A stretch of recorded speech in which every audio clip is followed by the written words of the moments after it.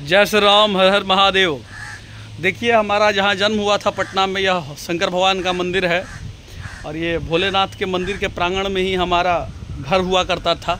पीछे साइड में ये महादेव हैं हमारे, और इन्हीं के प्रांगण में मैंने जन्म लिया है। और जन्म लेने के बाद यहाँ पे जब कुछ आयु मेरी हुई थी, कुछ दिन मैं बड़ा हुआ, जब 7 साल 8 साल का हुआ, तो यहाँ मैंने एक पेड़ लगाया था। ये आम का पेड़ आप लोग ऊपर देख रहे होंगे, ये आम का पेड़ है। और ये पीछे बरहर का पेड़ है, ऊपर में मेरे ये बरहर का पेड़ है और ये आम का पेड़। इस आम के पेड़ ने विगत 6-7 साल से मुझे बहुत आम खिलाया है, और इतना आम खिला दिया कि लगा कि हाँ भाई, मैंने जो पेड़ लगाया था उसका फल मुझे नसीब हुआ। और ये बरहर का पेड़ है, मेरे ऊपर देख रहे होंगे आप लोग।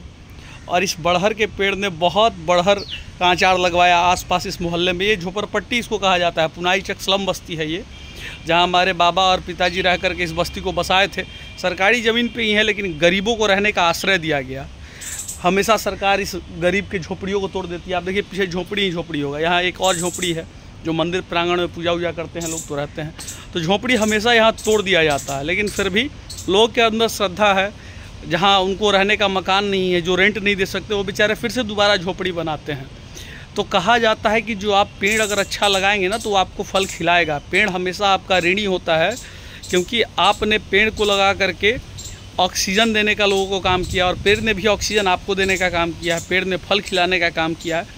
इसलिए हर कोई एक पेड़ पौधा लगाएं। सोचिए, आज ये 15 साल का ये पेड़ 17 साल का पेड़ है, ये कितना अद्भुत पेड़ हो चुका है आम का। मैं बहुत कम आता हूँ यहाँ मंदिर प्रांगण में। और ये ऊपर मेरे बरहर का पेड़ है, ये ऊपर आप लोग देख रहे होंगे, बड़ा ही अद्भुत है। पीछे अमरूद का भी पेड़ है वहाँ। तो मतलब आप लगाएंगे ना, तो प्रकृति में अब देखिए, मेरे पीछे देखिए आप, पूरा खुला ये सचिवालय है।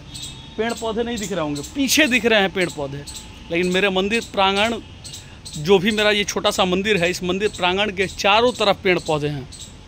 इधर आम का पेड़ है, पीछे आम का पेड़ है, ऊपर बरहर का पेड़ है, और इधर अमरूद का पेड़ है। तो ये प्रकृति को बचाना हुआ। प्रकृति को हम और आप मिल करके नहीं बचाएंगे तो कल को कोई समझने वाला नहीं है। कल आपको ऑक्सीजन की ज़रूरत पड़ती है तो आप लोग सिलेंडर खरीदने के लिए दौड़ के जाते हैं अस्पतालों में।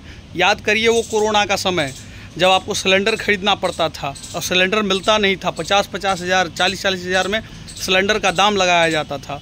तो प्रकृति को बचाना है तो पेड़ पौधे लगाइए, अपने घर के आसपास लगाइए। जहाँ आपको लगे, सरकारी ज़मीन पे ही लगाएंगे, उसकी सेवा करेंगे।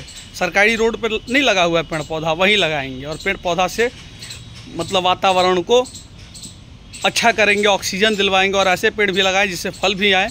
ऐसे तो कोई भी पेड़ लगाएंगे तो आपको फल देगा। फल मतलब ऑक्सीजन भी एक फल का काम करता है। ये ज़रूरी नहीं कि नीम का अगर पेड़ है तो उसका दातवन का प्रयोग नहीं होता है, सब चीज़ का प्रयोग है। तो इसलिए पौधे आपको देते हैं, आप उसको थोड़ा सा सींचने का काम करेंगे, वो आपको बहुत कुछ देगा। इसलिए हर कोई अपने आसपास की तरफ पौधे लगाएं। जय हिंद, जय श्री राम, वंदे मातरम, भारत माता की जय।